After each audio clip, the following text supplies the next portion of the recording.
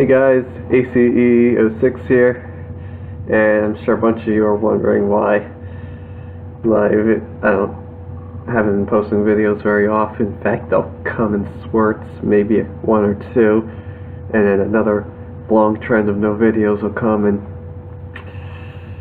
it really, I know, this year, or particularly from May onward, it's been really ridiculous in luck. When I had a camera, it disappeared. And I know where I last put it. In fact, pretty much in the same room I'm doing this video from. And yet, nowhere to be found. Okay, well, I'll get a cheap replacement. Oh, great. There's nothing wrong with that camera. And then, the unbelievable happens. Within a month of getting it, it too disappears. And again, I know where I put it. I know I'm sounding like delusional, but it really happened. That's why this past summer my videos were down with these double mishaps. Even though they weren't even ordinary mishaps, they just freaking vanished. I didn't have this problem before. And then finally, after several months, because I was so worried after it happened twice, another camera disappeared, well, I got a third camera now. Good news, no, that didn't disappear. But I'm busy with school, I'm having other dilemmas which absolutely suck. Other things are mysteriously disappearing. I mean, again, I'm not ordinarily losing them. I mean, there have been instances where I ordinarily misplaced them and I found it, but these are things that disappear, places I know where I put them, and they don't reappear. It's hard to explain, but yet it's true. So, I mean, I'm going through a freaking tough time with this. I mean, we all know with the elevator hobby, it being unusual, it's like it's hard to even explain it to anyone other than you fellow elevator filmers. I think my brother's the only other person I've told about this. People just don't get it. Not even my parents.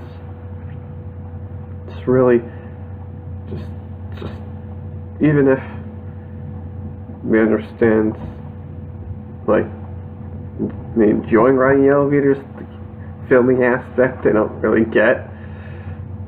And like one time I thought of stopping, but I like it too much. If you like something and it's not a bad thing, you should continue to pursue it. And people don't get it. They think this is meaningless. Some rude people think it's dumb, etc., etc. But it's not. This is what we enjoy, something we enjoy, and yet, because it's unusual, there's that damn dilemma. It's not always a problem. When you're around nice people, it can go very well. Like in cities like San Diego, where the security guards are very nice, things go very well. Turns out things are improving in LA, as well as, in addition to being able to film in Texas and Florida easily, to a certain extent in Atlanta, although it's gotten a little disappointing, more on the hotel side lately. But in other cities, I mean, when you're places that have rude people, it makes you feel like you did something wrong when you didn't. Some cases it gets to a very bad level of rude where they have threatened people and just for doing their hobby. And of course,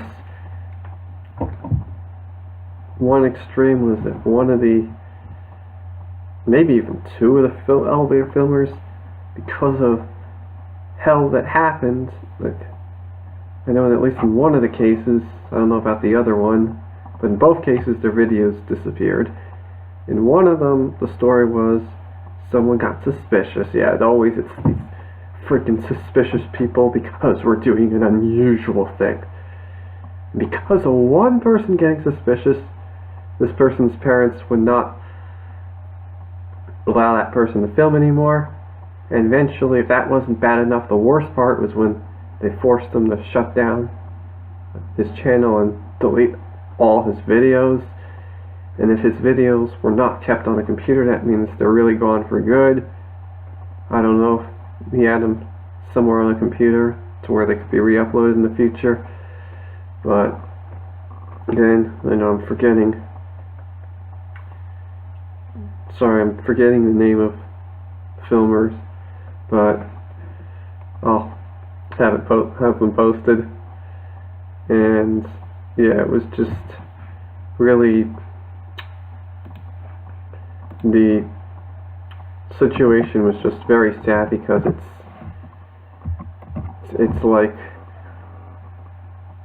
wherever, it's like if you film an elevator, you're just in a rude area, you're treated horribly just for having an unusual hobby. For instance, the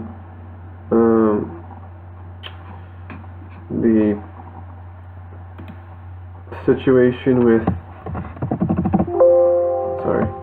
the situation with our hobby has gotten very tested. People have gotten harassed. It's caused other people, particularly Pine Power LI and NY Elevators, to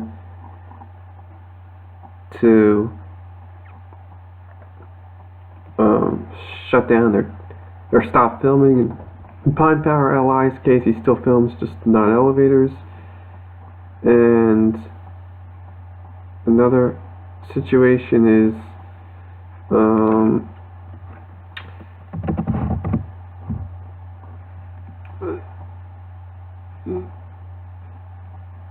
another situation is that sometimes the channels, it's called, they don't want to deal with get treated really badly. Like in NY Elevator's case, he was treated horribly at some point, and now he's very worried being seen with someone else filming. And it's just amazing. I mean, he'll still ride elevators, but because of the very bad treatment, he's not comfortable filming anymore. And it's just, look, I mean, obviously you don't want to be harassed. It's still something he likes, he still rides them, but yeah, the rude treatment, the Northeast is particularly the worst. And I mean, obviously New York City has been mentioned as the worst of the worst, but its potential. Okay, alright, Elevator Man 155.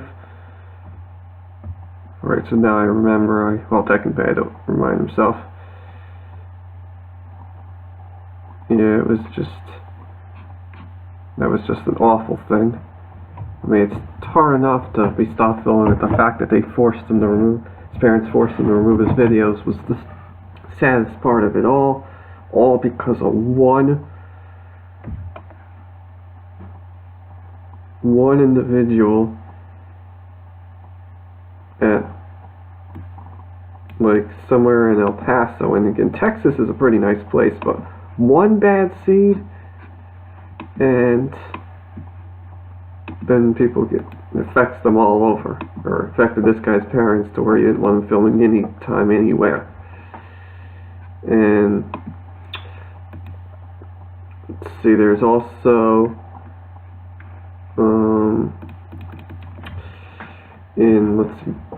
New York, we know, is the freaking most psychologically paranoid city, at least in the western half of the world. But then, like, other cities, let's see, there's Philly, Pittsburgh, Boston, still northeast, although, I mean, Pittsburgh's kind of northeast, I mean, maybe just because it's still Pennsylvania. And, of course, now Pittsburgh, it's kind of moderate. There is some success there in office buildings. I noticed that PA Elevators, yeah, aka Jared, I know, yeah, everyone's going to mention how he's lying, this and that, but whatever, he's managed to get several videos at the U.S. Steel building. Pittsburgh, at least, it seems like it's not too bad, although there's some restrictions. Philly in terms of turnstile places, it's only really a few places. However, there's not too much film because just because a place doesn't have turnstiles doesn't make it easy. For instance, I would mention how in New York 60% of places have turnstiles, but it doesn't mean the other 40% are easy. Otherwise, there'd still be a respectable amount of places being filmed. Generally, 3/4 of those, maybe more, still have front desks to deal with, so it's only about 5 to 10% of places are easy. And even then, there could be just an occasional, like, one guard walking around the lobby, which can still deter people from wanting to film. And even if there's really no risk at all in those places. However, like in Philly, there are a few places of turnstiles, but in most of them, although no turnstiles, they still got those front desks, and people watching the banks. Again, it's not as bad as New York. No one's going to give people trouble at hotels or stuff, or stores, but in terms of the office building extreme, it's still been almost all uncharted territory. Now, fortunately, One Liberty Place got an observation deck a couple of years ago, so at least there's some experience there now. I think one person was able to film an office elevator there, so I think maybe his parent works in the building. One of his parents may work in the building, but other than that, it's been tough. I think the BNY Mellon has something on Sundays, which enabled another elevator filmer to film there. But yeah, I mean, other than that, a lot of these places never been filmed. Those places have been filmed a little. And so Philly's been an iffy. I'm not going to say it's a definite hard city, because maybe things would go right if we went up to these front desks and asked, but it could be disappointing. Like, I know it's maybe like less than 100 miles from New York City, so there's still the worry of paranoia by vicinity, being too close to the most paranoid city. Then there's Boston, where once again the hotels are pretty easy.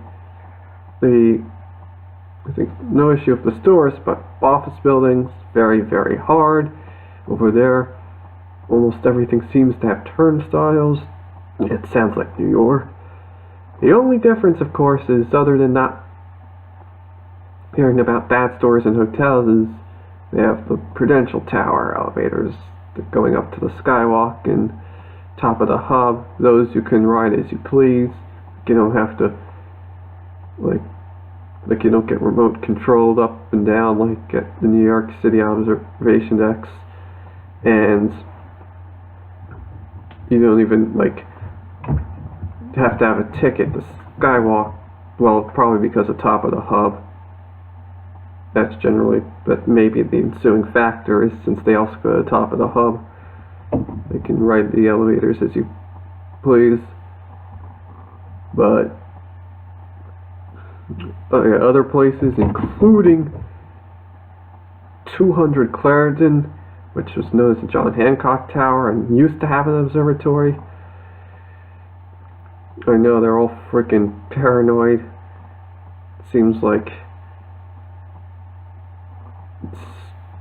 I don't want to say it's as bad as New York, but almost as bad. Again, the 2013 Boston Marathon bombing certainly didn't help matters, only made it more paranoid. However, there are still issues with people filming there between 9/11 and the 2013 Boston Marathon. So, yeah, in the Northeast, particularly New York and Boston, Philly is again a bit iffy, but who knows? It's been, very difficult. It's very, very frustrating because this is a totally harmless hobby. People treat it as a security threat when it's anything but. Like, it's one thing if They're worried about people getting filmed. But we're not there to film people. We're there to just ride and film the elevators. These people oftentimes don't understand. It's like they're pretty much psychologically, anything unusual is just a threat. It's getting to be a broken record. It just downright sucks. It blows. It's just, for those who are in good areas like in Texas, Florida, etc., like easy access, it's all pretty good. They get to have their fun, ride and film the elevators. Generally those in any part of Canada have it pretty easy. If you're in Seattle or Portland, those are great cities to film in. Again, like in Florida's pretty good in all the cities. And let's see, Texas is generally pretty good. Although the disappointment in Houston was about the what's it called again? The JP Morgan Chase Tower. I was checking a video, rewatching a video from Jim of the Elevators, and then I heard a shocking news. They closed that deck, so that part is very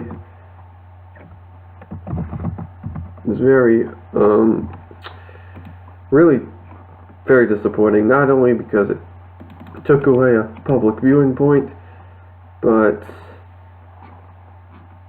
it was totally unexpected, and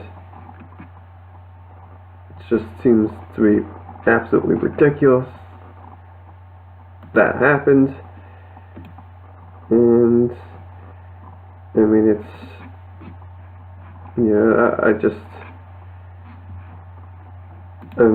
just so freaking stupid that they closed it, because that was a good viewing point for people to view the city of Houston. I don't think there's any other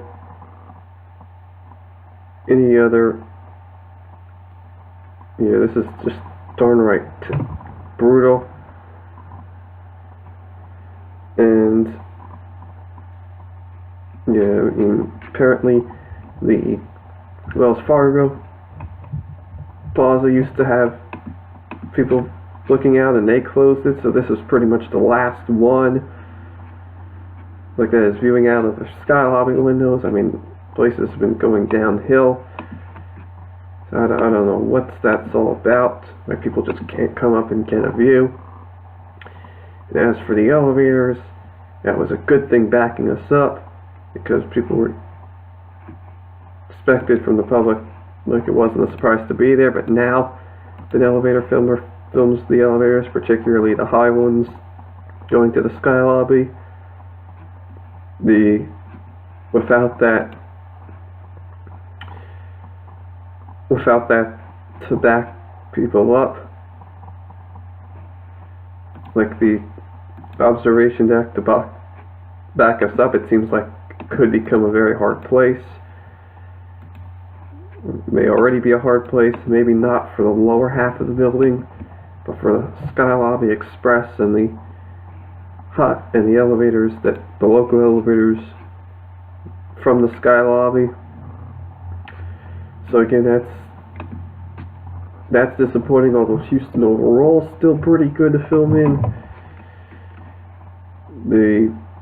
Dallas, I hear, is still pretty good, although people were worried that since there hadn't been videos for like 5 years, that it was getting harder. Phoenix, I think, is good as well. People were worried there, but like the biggest issues are New York, Boston, perhaps Philly, definitely Chicago, and San Francisco seems to be about somewhere in the middle. But in addition to this dilemma, it's just, things absolutely, I know, suck, especially if you're in one of those hard areas. Just, it sucks. It's It's even worse when I can't really tell many people about it because they won't understand it. It just sucks.